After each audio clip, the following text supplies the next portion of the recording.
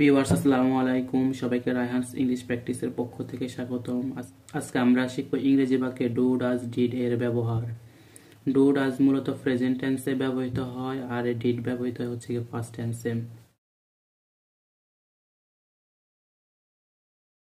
Do মূলত ব্যবহৃত হয় ইউ, দে, উই, উই এসব ক্ষেত্রে ডু ব্যবহৃত হয়। আর ডাজ ব্যবহৃত হচ্ছে, ডাজও কিন্তু প্রেজেন্ট টেন্সেই ব্যবহৃত হয়। ডাজ হচ্ছে কি থার্ড পারসন সিঙ্গুলার এর ক্ষেত্রে ডাজটা আমরা ইউজ করে থাকি।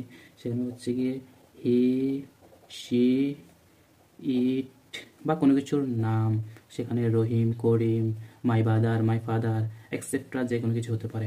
আর ডিড হচ্ছে গিয়ে ব্যবহৃত হয় ফার্স্ট টেন্সে। ডিড আমরা সব ক্ষেত্রেই ব্যবহার করতে পারি। He, she, it, you, they.